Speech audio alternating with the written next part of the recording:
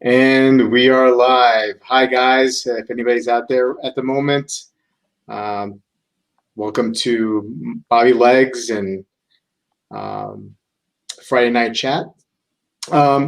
Not sponsored by anybody as of yet, but this video and stream is made possible by my wife and all of our wives, girlfriends, and husbands, and whatnot for letting us indulge in our silly hobby on a Friday night, right? It used to be Friday night. You used to go out with the family. I mean, I know things are a little bit different now in the world today.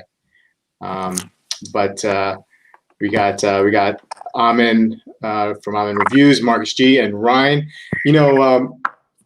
While I introduce you guys, Amin and Marcus, I feel like you guys are part of my family lately.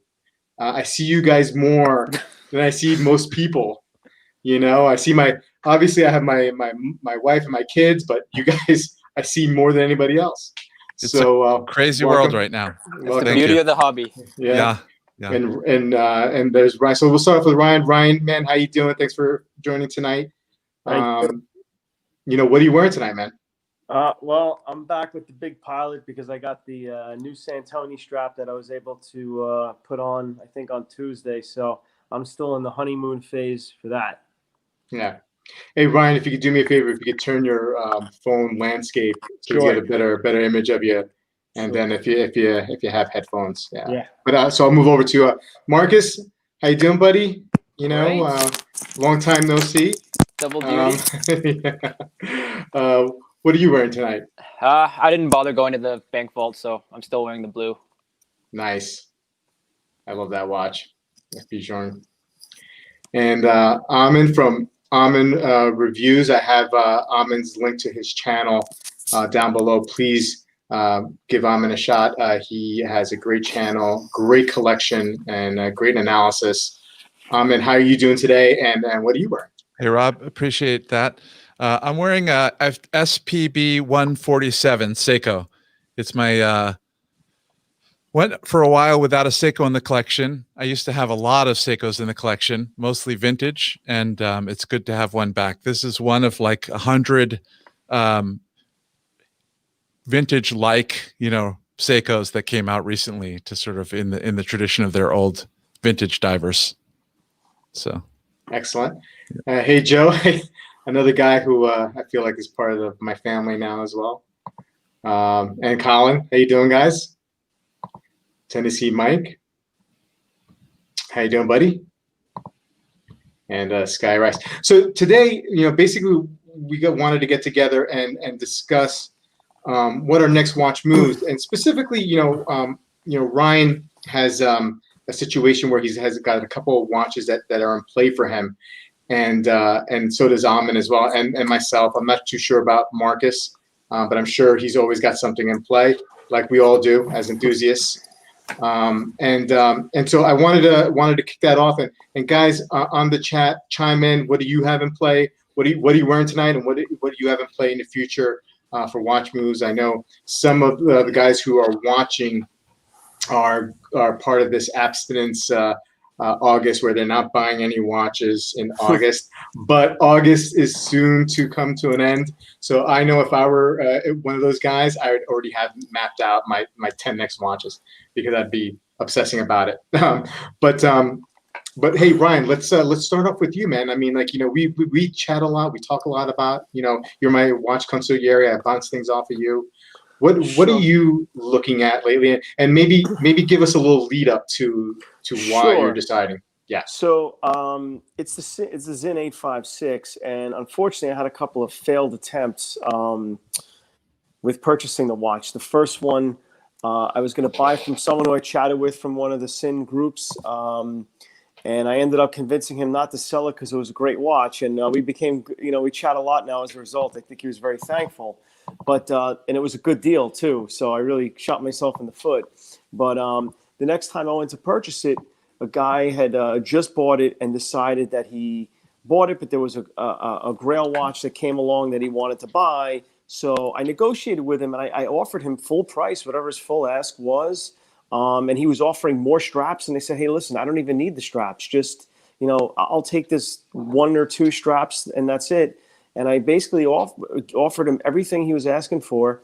And then he decided, I paid him the money, and then he was going to ship it to me. And then he just decided that he didn't want to sell.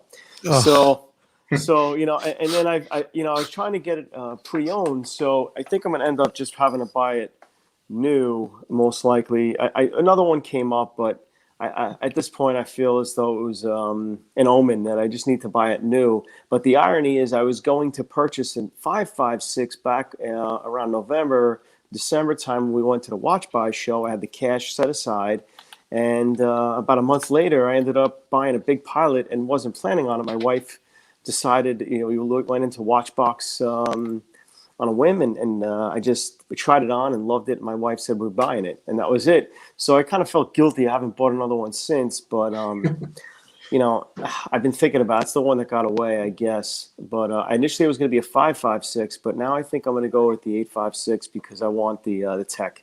Yeah. Yeah. Guys, you guys may not know Ryan, Amin and Marcus, but Ryan's wife is pretty supportive of his watch hobby, which is kind of like a little bit of a diamond in the rough, and you don't see that too often. Very cool. Yeah. So 856, you want the tech. You're also into German watches as much as I am, and very much. And I think between the 556 and the 856, I'm partial to the 856. I have the UTC, so it's something that I give my approval on. Yeah. And then so there's another one that you're also interested in too, and yes, and pretty much like a big boy. Yeah, that's the problem. So it is a big boy. It's the Top Gun Chrono. It's another IWC, and I could pick it up pre-owned at a pretty decent price. The problem really is I don't know if I want to spend that kind of money right now after just buying the big pile. It just doesn't seem right for me, for my circumstances.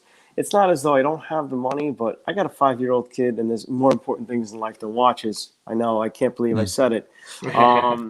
So it's a little hard for me to justify it. I think it's mostly guilt. It's not an issue. Can I buy it? Should I buy it? Well, probably shouldn't, at least not right now. But long term, I mean, I probably will pick it up. I'm definitely going to pick it up. I just don't know when. Yeah. Everything in life is moment to moment. I mean, the money's there, but I could put it to much better uses, especially right now. There's so much going on. All kinds of things that need to go on in my house, and I just have to cut a check to Uncle Sam, pay up the rest of the taxes for this year. Never ends, but that's on the horizon because that's the one that's the way I look at watches is it's not just something I like today. It's something that I have to have wanted for a while. Otherwise, it's not the watch for me. Or I know I'm not going to want it long term. I don't want to just. I'm not a flipper. If I buy something, I want to keep it. I watched your collection review, but my memory is not as good as it should be. Besides the big Pilot, do you have other IWCs in the collection? No, right now? no other IWCs. The other, I have a Submariner Bluesy two-tone, and I have the big boys, the Glashütte Panamatic Reserve. Mm-hmm.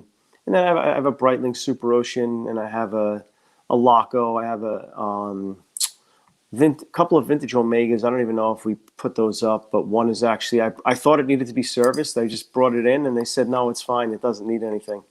So I mean, I have like some other odds and ends, but those are the bigger watches in the collection. I have an SKX, but as far as the good stuff, that's pretty much the bulk of it. The better stuff, I should say. But I'm not as much of a quantity guy. That the reason is it's hard to wear them. I mean, all my watches really sit at this point. I don't know. I'm not as good about rotating my collection. That's the problem. I like those IWC chronographs. The Pilot chronographs. I don't like chronographs most of the time in general. These guys know that. But I like the Portuguesers and also the Pilot chronographs from IWC, both a lot. I'm with you. I really don't have a quality. I mean, I have like some cheap Seiko, not Seiko. I have some cheap quartz chronos, nothing of any particular interest, but I never really had a strong desire to necessarily get one until I saw the Top Gun, and something about that watch, I'm really drawn to it. And it's so far for me, that's the one. If I get a chronograph, I think it would be that. I'm not even that really into the Daytona. I kind of like Rob's El Primero that he got rid of. That was kind of cool.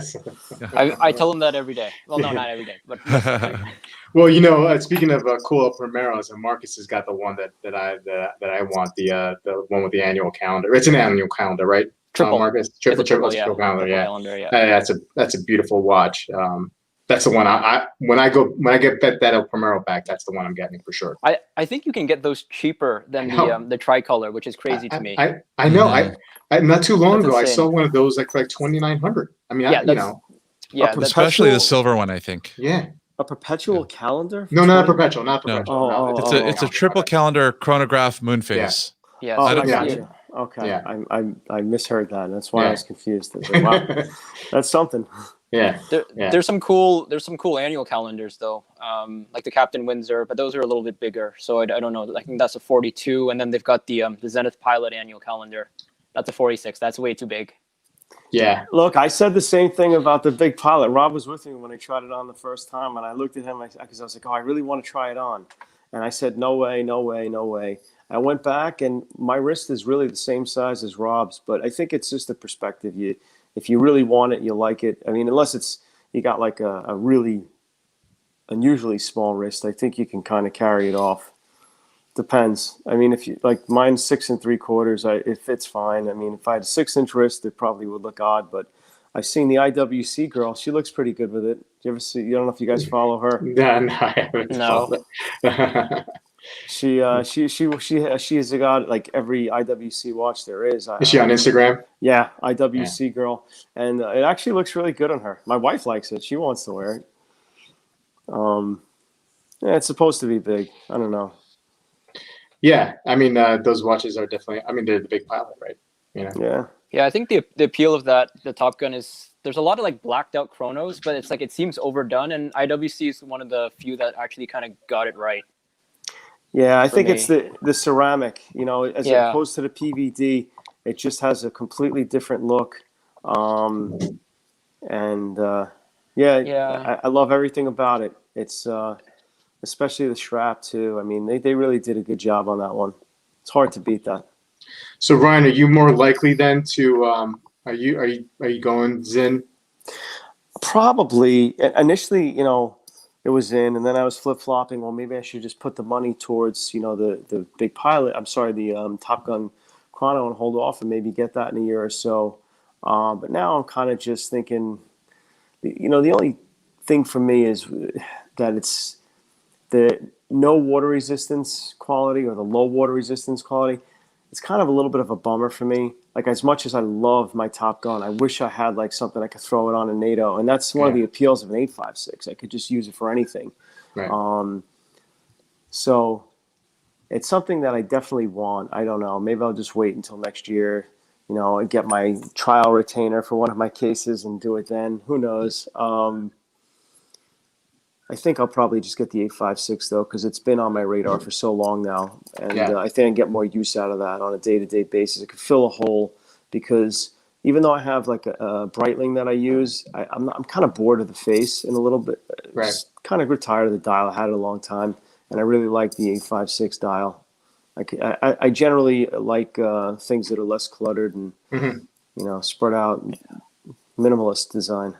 Yeah, well, look, I'm a big fan of that, and I definitely get it, man. So, I guess we'll hear from you soon, especially since Watch Buys is advertising that price for the 856, or all Zinn watches are going up starting September, whatever, 4th. That's the pressure for me. But it's even at the end of the day, it's only going to be a couple $100, but it would probably bother me. Yeah, gotcha. Amin, okay.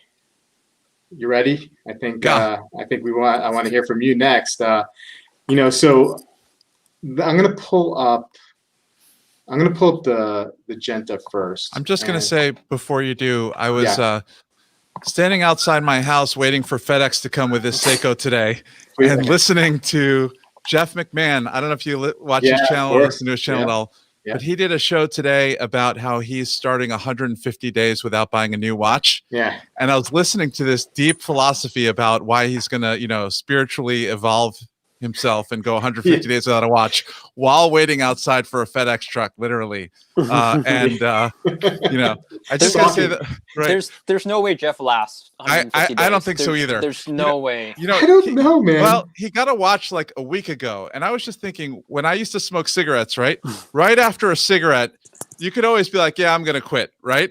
But it wasn't until like the nicotine fades from your body that you're like, well, maybe I'm not gonna quit right now, So I think if he still says the same thing 2 months from now, then I'll believe him. Yeah. But right now, a week after buying a watch, I'm not buying it. 150 days. No. So when he watches, nobody on this live stream or in the chat box will last 150 days without buying a new watch. That's probably. I don't know. Ryan is pretty good. I think I'm the most disciplined at all you guys, but slowly it's changing, and I think what I'm trying to do is prevent myself from going down the rabbit hole, because my wife will strangle me at some point. He made me think, though. He definitely made me think with that video today. Worth a watch if you haven't seen it. Yeah, it definitely was.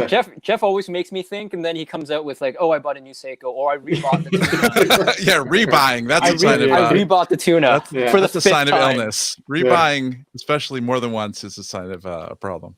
So, Colin, when he watches, I'm thinking about either the Bulgaria Finissimo or save a bit more and get that new H. Moser Streamliner Center. We've been talking in our chat. I like that Bulgari. Bulgari is nice. Oh yeah. We've been talking about this a lot in the chat, right? Going back and forth that we have, and that Streamliner, I'm telling you, is now starting to really, really grow on me. Like it's like taking my first initial thoughts, and I told you guys last night in the Streamline that I was kind of like indifferent.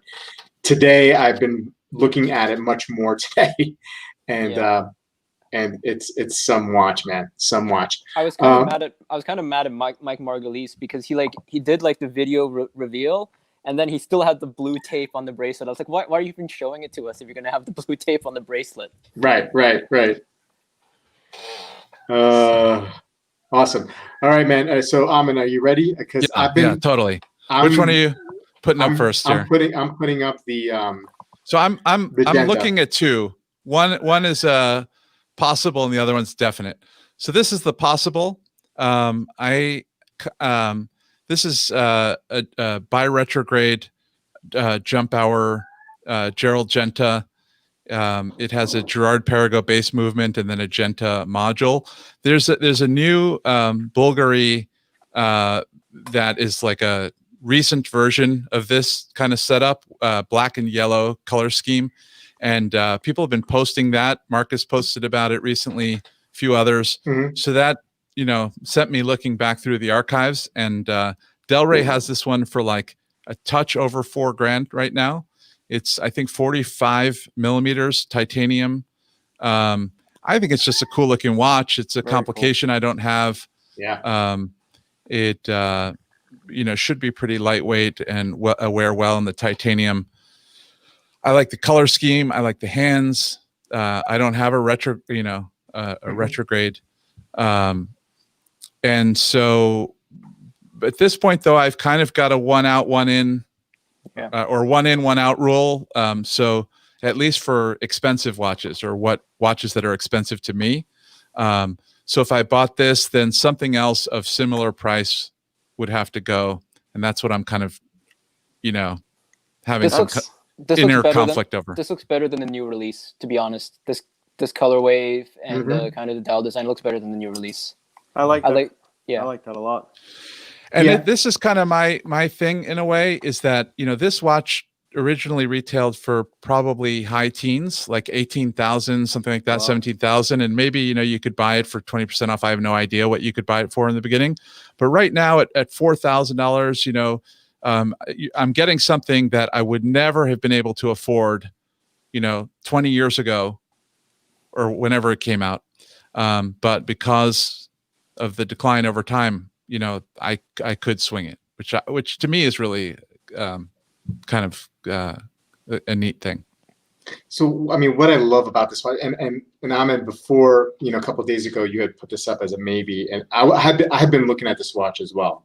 It seems like Federico every once in a while gets one of these in, Agenta, and this is like a collector's watch. You know what I mean? Like, this is not your average civilian is going to go and buy this watch, because the average civilian may have like one, maybe even two watches. And this is not like something like the average person can roll with on a daily basis.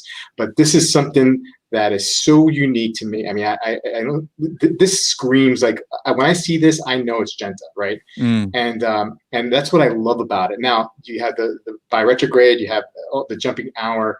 I love all these kind of features. This is something that, if I were to get this in my collection, which is, not out of the order. I mean, I'm not going to buy this particular one at this particular moment in time because I have other goals, but this is something that I'd probably keep for a really long time. And and as something like something I would pass down. And I know that sounds ridiculous. It's not a Rolex. It's not anything like that, but it's just so out there and different. If I see somebody with this watch on, I'm like, that dude knows, or that lady knows what they're doing, because this is not a watch that you kind of buy by mistake. You have to have a lot of thought into this watch when you buy it. You definitely know it's not their only watch, right? They're wearing it. I think if this was the Disney version, I probably would buy it with my own money if Federico had it. I think I would. Yeah, I've seen that. But those are so expensive. Those are crazy expensive. Yeah. I've seen, Federico, like you said, has sold about, I don't know, 5 or 6 of these. And this is one of my favorite, if not my favorite one amongst the ones that he's sold. Yeah. But yeah. He had one a few months back. I think it was for like 1,800. And it was just a simple jumping hour, and the minute was a bi-retrograde. Yeah. And it was so simple, and for like 1,800, I was like, man, I mean, that's, I know I think I know the one you're talking about. It's like a rectangular watch, right? No, my recollection was the same, like kind of case shape. You know what I mean? But I know which one you're talking about. Okay. I think it was the khaki green one, right? That he had, I think. Yeah, but this one wasn't green. This one was like black. So this one, like, and it was on a strap. I don't know if it was leather. Probably it was leather. And you can, the great thing about his site is that you can see sold items. So we can probably pick it up in the meantime. But if you want to send me that, if anybody's looking it up and want to send me that link, I'll pop it up while I'm talking. But I just love that styling. I mean, I don't know. There's something so unique about it. And that's, what I like about collecting or involving my taste in the collection. I also really appreciate the unique, as well as the Black Bay 58s, right? So. Right. Okay, so give me a second here, Amin. I'm going to pop up. I'm going to pop up the image on the other one. Let me get that up first. So this other one is one that I'm definitely getting. I paid for half of it. It's just the way that this particular seller works. And it's called Sartori Billard, and this is the SBO4. And so he's a very small independent watchmaker who makes these fired titanium dials. So in this case, he heat blued the titanium dial. Wow. And then the actual hands and dial he'll customize to what you want. So I have my deposit down. It's going to take a few months to work on this watch, but he's going to do some different things for me with the hands and with the numerals. And I'll definitely look forward to showing it once I get it. But it's really a bespoke process. I'm on WhatsApp communicating with him, and he's, I tell him sort of my ideas about the hands and the numerals, and he sends me back renders of what it would look like. And it's just a really fun process. So this particular model SBO4 he's entered as one of the challenge entries for GPHG. I don't know. It's fun to work with somebody. I mean, it would be a dream for me to make a watch someday, like really on my own. And this is about as close as I can get to that right now. With very limited resources. I think the challenge category is getting pretty competitive, because you've got kind of these you've got a lot of self-taught watchmakers, and that's the quickest way to get a quick bump in notoriety, right? Is to win either the challenge or the petit aiguille. Yeah, because you get a big bump there. So like just with this, like Stefan Kudoka got a huge bump. Yeah, and the Habrings have gotten bumps too the last couple of times when they won the petit aiguille. Ming got a bump, even though he was doing well before winning, but after winning, it definitely helps. Yeah, and I think he didn't even win the challenge. He won the horological revelation or something like that. Oh, I knew he won something. Yeah. But those watches, Richard Teven got one that was fired to a kind of wine burgundy titanium dial. So different people have worked with Sartori Billard and come out with very different looking, results that are just to their liking. But I think the design language, even though the colors and the numerals are different, it's almost like the case shape and the design language is the same, which is good, right? Yeah. Because you don't want something so far out and they look starkly different from each other. Right. It's personalized, but at the same time they're you can see that they're from the same maker, which There's I a like. Look to it. Yeah. Absolutely. Okay. I'm trying to. Should I bother pulling up the GPHG site? Do you want to? No, that takes so long to load. Okay. No worries. I was starting to pull it up, and then I'm like, maybe I shouldn't jump into that. Marcus, anything in your horizon? Yep, I'm gonna overpay for the Ed White. Okay. It's so expensive, but let me pull it up. I'm gonna go for it. And it's going to have some special significance to you, right? Yeah, it's going to be a milestone. So you want something simple, something that I can age with. So I don't want something too cool, because as I age, I don't know whether it'll keep being cool. So I wanted something a little more timeless. Let me see let me get that up there. So the crowd,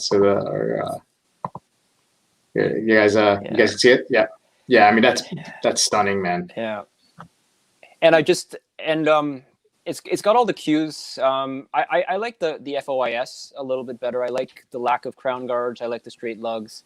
It's got the improved bracelet, but it's also got the Speedmaster professional hands.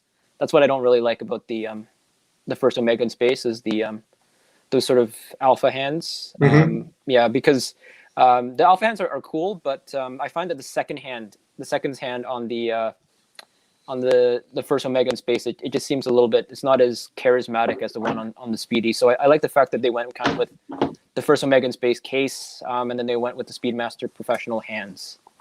And if anyone wants to see a very good video about the differences between the two, check out Amin's channel. It's actually the most in-depth. It's Mosso level detailed about the difference between the Space Speedy and the first Omega in space. So if you wonder what's the difference, just check that out. I think it's about 15 minutes. I just watched that this morning, actually. It's a very dry video, but thank you. I actually just saw that for the first time a couple of nights ago. It's really cool. Not Amin's video, just the Ed White. I'm gonna look for your video too now. Thank you. That's the problem. See, the more I talk to Rob, because Rob is on an extreme level, and I was like his voice of reason, but now Rob's pulling me into his world, which could be very dangerous. Colin's like, love to get the Snoopy, assuming it's going to meet expectations. It's going to be a tough get. Yeah, for sure. Let's see, anybody else here?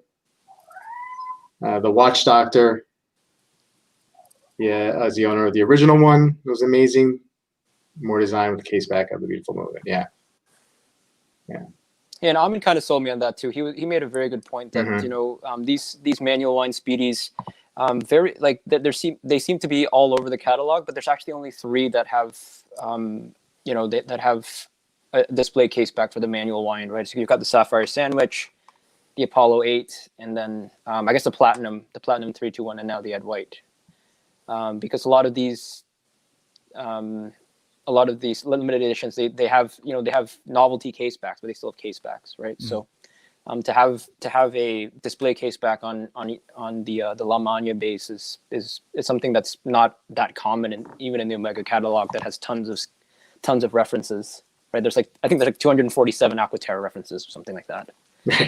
So the degree to which you're delving into the differences and the history, I mean, it's always interesting to think about whether to buy the original version of something or the reissue, right? Like going back and getting original Ed White versus the new one. And I know you have some personal reasons for wanting to start fresh with a new watch. But the degree to which you're going into detail about what makes the Ed White different than the other Speedies, I can't appreciate directly because I don't know that much about Speedies, but I go through a similar thing with Seikos. Like I've owned a zillion vintage Seiko divers. So whenever I look at reissues, I can spot, exactly where the differences are, what Seiko chose to tweak, what they chose to retain, and it's fun to go that deep on something. So I can understand why somebody geeks out that much about Speedies. Small differences between Speedies. I get it. Cool. Marcus, anything else, or is that pretty much? That's on the horizon. Yeah, on the horizon. I don't want to bore you guys with stuff down the road, so I'll leave it at that for now. Well, I'll talk about new releases. Well, I may have to bore you with something that's a little bit down the road, but at first, let me go with something that's more short term, and I, ever since I've sold the El Primero, I really thought about, do I want another chronograph or not, and if so, like what kind of chronograph? I thought the El Primero was a little too small for me. I felt more like a formal watch, especially with the alligator strap, the alligator leather strap. So it was I just wasn't finding time wearing it, and no matter how many times I dressed it up with a different set of straps or a NATO, it just couldn't stick. And I loved the watch. Don't get me wrong. I really, really liked it. I just couldn't find wearing it. I just couldn't find the time to wear it, and therefore my guilt sets in, right? That I'm not wearing this piece of this piece of engineering marble that's sitting just in my box, and it should be worn by somebody. So that's why I sold it. But I think I do want a chrono in my collection again, and I'm naturally turning towards the part or the kind of watches from a country that I'm interested in. That's in Germany, and I've recently discovered this one brand, and let me just pull it up. There was something about it that I really, really liked, and I just couldn't pinpoint what it was. And then studying a little bit or reading a little bit about the history of Guinan, I think that's how you say it. Oh, Guinot, I'm sorry, I think that's how you say it. Is that, after Helmut Sinn sold Sinn, when he retired, he basically took over this company, Guinot, and basically resurrected it from wherever it was. And so the styling, I see a lot of Sinn type styling in this watch, and I know that's why I was immediately attracted to it. So there's a Series 40, and they have different versions of the Series 40, and the one that really is interesting to me is this is the Classique, which is this one right here.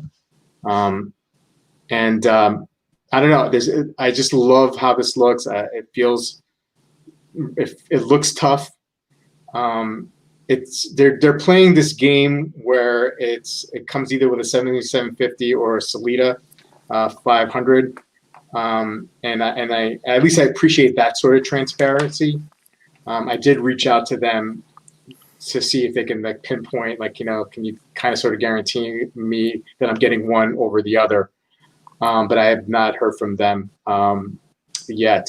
So, and reasonably price the conversion. It's in euro, but the conversion to dollars is around 1,700.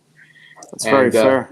And I think so. And compared to Zinn's with the same kind of specs, you're looking at something that's about at least $400 or $500 cheaper than a Sinn. Yeah. So a little bit more bang to the buck. I love the syringe style hands. Very reminiscent of the Sinn 104 and other models that the Sinn has, that these hands are in.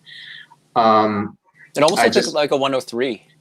It does, right? A little bit, yeah. And I think that's what I'm attracted to. I mean, I like the 103. The problem with the 103 is, I don't know if have you seen the case, how thick that thing is? That's like 17 millimeters. You know what I mean? Yeah.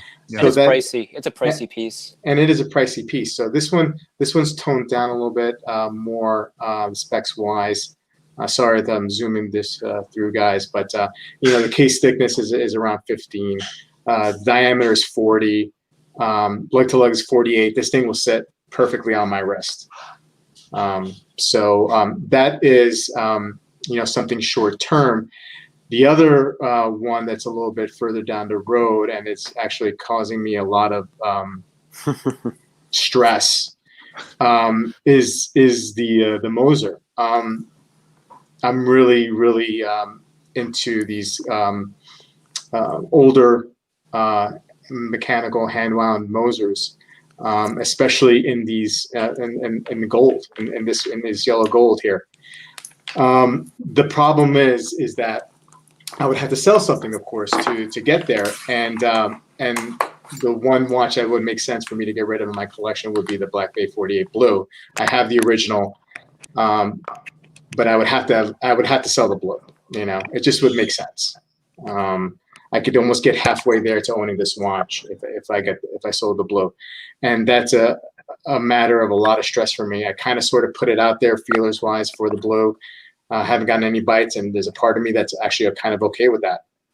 So I'm gonna table this one for a little while, and just maybe focus on the Guinot, and then hopefully these.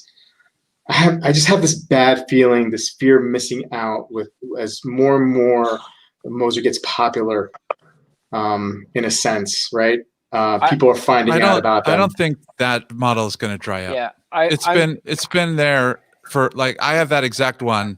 I had a little bit of fear of missing out too, but having looked at those now for quite a long time, I don't think those are going to dry up anytime soon. Well, Marcus, I hope you're right. So yeah. What do you think? Yeah, I tend to agree. I think you've got probably a couple of years at least, because right now Moser's is there's usually a lag with the old precious metal pieces, right? When they start to catch fire, even if you look at Patek right now, their precious metal dress watchers, they're really lagging in the market, even though the Nautiluses are breaking out, the Aquanauts are breaking out. Their three-handed dress pieces are still really lagging, and they're almost as much as Patek can be a value, they're almost a value play at that. I think we're in a small minority of people who love those kind of watches, right? People are looking for sports watches mostly. But I think that, long term, I almost wonder whether the Moser with the Swiss made on the dial is gonna kind of have an uptick, just like the Journes with the brass movements. Maybe not to that extent, but now that Moser is so anti-establishment, they've taken Swiss made off the dial. I wonder how those early Swiss made dials with the Moser is gonna do 5, 10, 15 years from now. But I think you definitely have a lot of time for sure. They definitely made relatively small numbers of those watches, but there still seem to be quite a decent supply. Yeah.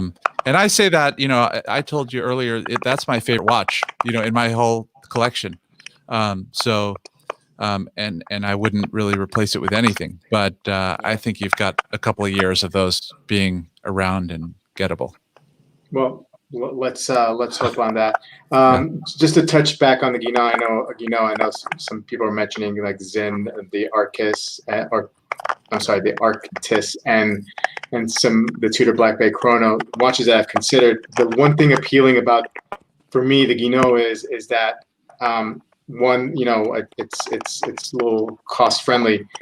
Two, I've never seen anybody with a Guinot, and that kind of uniqueness appeals to me now.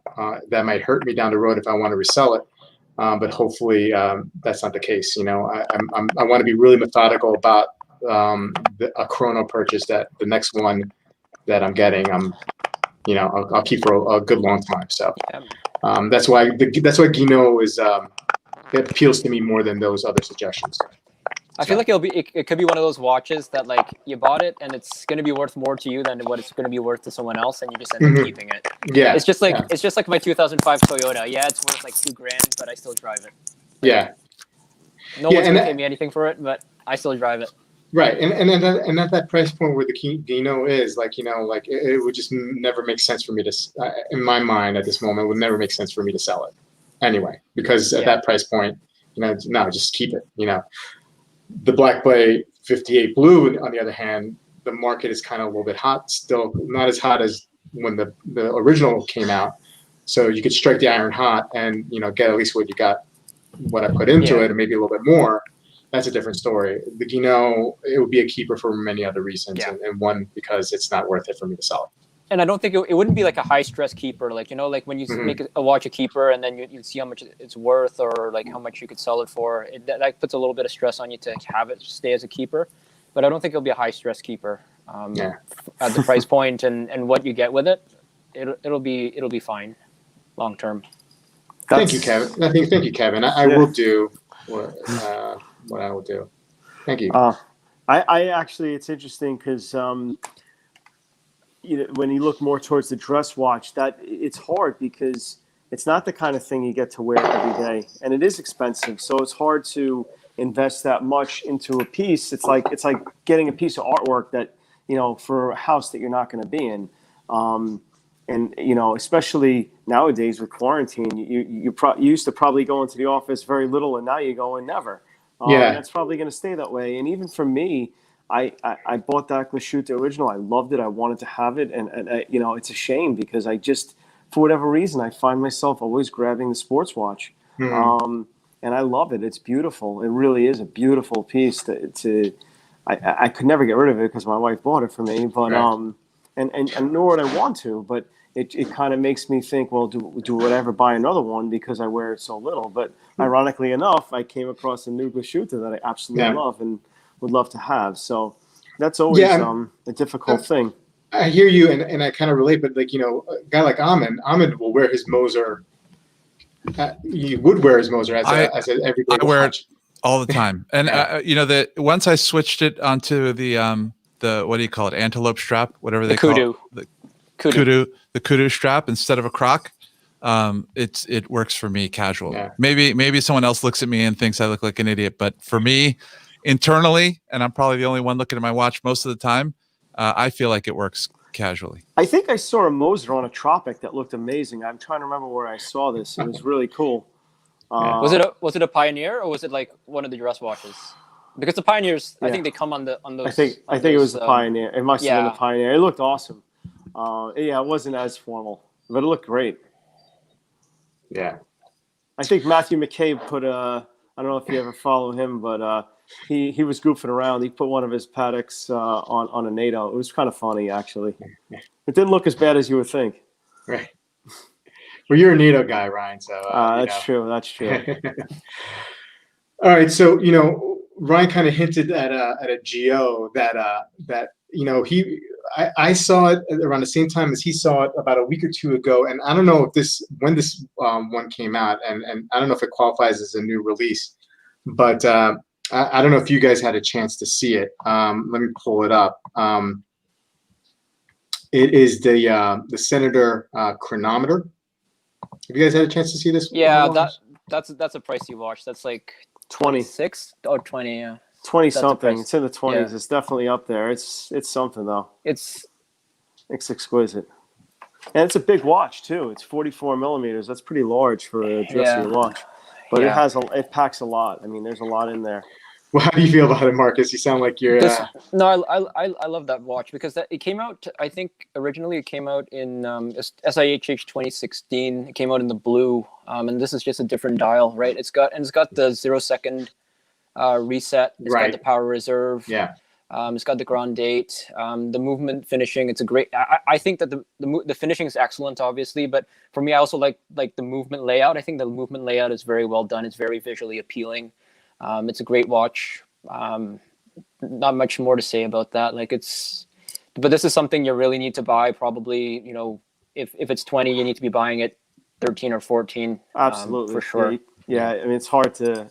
They don't really. It's one of those. I love Glashüttes. I know they don't retain their value, but that's not really a huge concern for me because I don't buy them to sell them. So I only buy what I know I'm keeping. If I have For no, sure. so as long as I get it at a decent value, I'm not really concerned about that one way or another because they're just unless you're getting a Submariner, a Patek, they're just not good investment pieces ever. But I think it's also important to sort of insulate yourself from the depreciation. That's how Amin Sure. does his watches. Yeah, for sure. That's why I bought my Big Pilot pre-owned, and I'm okay with that. But you could probably get them, definitely get it discounted because just for that reason. Yeah. It just hurts my heart when you buy a watch like that and then you see it on Watchbox, like, it's I 20 know. grand and then Watchbox has got it for like 13, 14. I just saw her today on eBay, and I never even saw this model. It was a solid gold Big Pilot, and it was like a limited release for Tourneau, 50 pieces, and it was like listed for $13,000. And it's kind of a sin if you think about it. It's a gold watch, and I can only imagine what it costs new. I God only knows, but it's my watch in gold. Those are the kind of things that just don't sell. But if you love it, I'll tell you the truth, I really actually love the look of it. I probably wouldn't buy it right now, but it's a very cool watch. Ryan, you're wearing the Big Pilot, right? Absolutely, always. Yeah. So, we wanted to, potentially, if we had time, touch on some new releases, and not sure if you guys had anything in particular in mind that you want to. I know we talked about Moser yesterday, and that was the big news yesterday. Any thoughts on that, Marcus? Still, like, have you? I think I'm gonna pass. I'm gonna let Colin and Mark kind of figure it out. Yeah, gotcha. But I'm gonna have a mea culpa. Like I think I looked back at the Geo Onyx and I kind of like it. I know Amin and I were kind of going back and forth about it yesterday. But I think I like the new Onyx dial, the Infinity Onyx dials. Like they released it on the Laureato. Yeah, GP. They released it on the Laureato. They released it on the 1960s. A couple others. I like it. I like it. I totally love the Moser. Not in the market for the Streamliner because of just money, but I love the release. Love the design, the case, the bracelet, dial. I think Marcus made a good point that the movement is not the most pleasing to look at. That's probably the weak link compared to something like the Chapek or the Bulgari Octafinissimo, certainly, but the rest of the watch, just as a looking at it holistically, I think it's amazing. Yeah. I would love to own it. I'll just echo what I said yesterday. Even though it's not the most visually appealing Moser movement, it stacks up really well with the AP 15500. To be honest, it's definitely better looking. So, and if you look at the package, I think it's a better package than the 15500. So I'll say it on 2 channels. And that's saying a lot, right? I mean, This is the GP you were talking about, right? That's beautiful. Wow. But they released it across their entire line too. Like they have the 1960s. They just released it across. It's not just the Laureato. They Onyx put the style. Onyx, the Onyx style with the. I don't know whether that's rose gold or it's PVD. Like I imagine GP it's rose gold. I think it's rose gold. Yeah, GP. I think I read that it's rose gold. Yeah, I'm coming around to it. Does anybody under the GP, is that a new like symbol? What is this right over here? I don't know if you guys can see what I'm pointing at. Yeah, I don't know what that is. Yeah, that's new. Because this is their Infinity. Like a barbell. I think it's their Infinity release. That's gotcha. That's what it's meant to signify. Okay. Wow, that's beautiful. I'm a big fan of the Laureato in general, and this is actually my mouth is salivating, to be honest with you. Yeah, and I think that the Onyx, like, I bet the pictures probably don't do it justice. To be honest, like, it's a proprietary. it's not Vanta black, but it's something special. It's special in its own way, compared to just a basic black dial for sure. So I'm coming around. Yeah. Have you ever owned a GP, Marcus, before? I've owned a GP movement. I had the first generation overseas, but Yeah. I've never owned a GP. Gotcha. I think Amin and I are the only ones in the club. Marcus talked me into getting a GP. I might have talked to Amin into getting a GP. Yeah. Which I love. Well, guys, we're coming up at 50 minutes. I wanted to keep it 45, and if we went over that, it's fine. Any final thoughts? Before we wrap it up tonight. Please feel free. I mean, it doesn't matter how long it takes. Is there anything that's on your mind about what's going on in regards to the watch world, not just the watch world, or any kind of I was thinking on our live streams, I always forget to say like and subscribe. So if you guys get a chance to do that, it helps for sure. Yeah. Yeah. And again, I said in the beginning, please go visit Ahmed's channel, Ahmed Reviews. Appreciate. Very awesome stuff. I get excited when I get that alert when the video comes up, because I know it's in depth and it's well done. Not like my gibberish that I do with my reviews. Not at all. Marcus, anything you got to plug? Almond Straps? Almond Straps, no promo code. No promo code. No promo code. Bobby Legs 30. We're getting a few. Anybody want to speculate on Rolex? We've gotten a few comments in the chat here asking for that. Anybody have any feelings about that? I'm secretly hoping it's not I'm secretly hoping it's not a blue sub. I'm secretly hoping it's going to be a black sub on the Oyster Flex with thinner lugs. But I think that I'm in the minority. On the Oyster Flex, that's the first Rolex rumor I've heard that appeals to me. I like the idea of Rolex putting the Oyster Flex on a Submariner. I like the idea of that. That would be pretty cool. And I definitely hope they go back to the older lugs. I am not into the maxi case at all. A little bit slimmer lugs and an Oyster Flex I would think about it. I'm probably more excited about a potential Explorer 2 re-release, refresh in 2021, because I think that's the 50th anniversary of Explorer 2. So, Bobby Legs needs to get into the voiceover game. Thanks, Kevin. You're my favorite viewer today. You've had some good ones.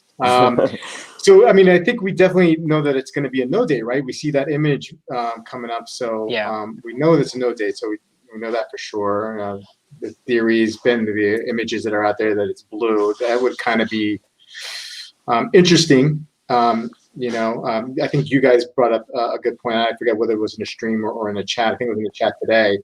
The same people who were given a hard time for the Black Bay 58 Blue, would they be given a hard time for a Rolex with the Mariner? I think that'd be interesting to see what happens with that. I hope not. Yeah, Watch Doctor had a really good comment. I can't find it in the chat about how people who bought the Tudor would regret it, and then people who would potentially buy the sub would say, "Oh, it looks too close to the Tudor," and then there's this cognitive dissonance. That would be. Yeah. I thought that was pretty funny, but I didn't get a chance to highlight that. So that was a good thought, Bobby. Ryan, anything? No, not much for me. I think we were going to talk. We'll save for another time that the new Seiko gamer watches. Yeah, let's do another time. Yeah, I mean, we kind of touched on it last week or so on Ahmed's reviews and stream. Yeah, I mean, I don't know if Tennessee Mike is still in the chat, but he put out a video today asking whether the Seiko 5 is good for the hobby. I thought that it's an interesting question, because the Seiko 5 Sports, and not that we have time to go into a whole new topic, but it's worth watching, Tennessee Mike. And, just that the Seiko 5 Sports has taken a lot of flack recently, because compared to things like Islander Watch, these SKX-like Seiko 5s don't have screw-down crowns and this kind of stuff. Marcus liked these Street Fighter Seiko 5s. I did. Yeah, I like them too, and I like Seiko 5 in general. I think Seiko 5 is very good for the hobby. So I think you know, if you get a chance to check out Tennessee Mike's channel too and opine what you think about Seiko 5. Just a 2-second thought on the Seiko 5. I think it's good for the hobby. I think that it provides Seiko with a blank canvas to experiment and to release cool stuff because with the economies of scale, you know, Mark at Long Island, he can't release like really crazy colors, right? But the Seiko 5 is kind of the blank canvas for Seiko to do these fun little releases, you know, make pop culture references and all that. So I think it's a good vehicle. Yeah. Interesting perspective. Oh, Tennessee Mike is here. Ryan, I don't think you were too big of a fan, right? No, I'm not, and I that was why I wanted to read up because I didn't realize Amin was such a big fan of Seiko, and I was up until recently. I've kind of fallen out of favor, and that's a big part of it because the value has gone down so much. There's so many other guys using their movements, providing so much more watch. But you know, Marcus provided a good point though that you know they do interesting things if you're looking for something that's fun and they can get pop culture references. But unfortunately at 46, I'm kind of missing out on a lot of these things. And I couldn't even remember the Street Fighter. I didn't even know what it was. One other quick point I'll make about Seiko 5 when you compare it to these micro brands is that remember that Seiko 5, you can't evaluate it on their retail price because when it goes on sale at Macy's, you're getting like half off the watch, right? So you know, you buy an Islander watch, you're pretty much getting what they sell it for. Same for most micro brands, right? But Seiko 5, that retail price is not the price point for that watch, right? Okay, that makes sense because there's no way that I could foresee spending $3 something on a Seiko 5. It just doesn't make sense. No, no, that's nuts. Yeah, I agree with that. Yeah. So Jeff McMahon and Tennessee Mike both have me thinking about a lot of cool stuff lately. Yeah. We'll be back in 30 days and see where Jeff's at. Yeah, exactly. Yeah. All right, guys. Thanks for joining me tonight. It's Friday night. I know with all the stuff that's going on in the world, your schedules are tight. You have a lot to do on Friday nights, just like me. But we found a way to do a stream tonight. I don't know how, but we found a way. Anyway, guys, next week I will be back with another state of watch collection. I have a special guest, and I'll let you guys know a couple days before who he is. If you guys are subs to Random Rob, you'll recognize the name. And then maybe in a few weeks we'll do another one of these topic videos, and if these guys can graciously come again, they're more than invited. More than welcome to come in. They're always invited. Anyway, guys, have a good night, and we'll see you soon. Night, everyone. Take care. Good night.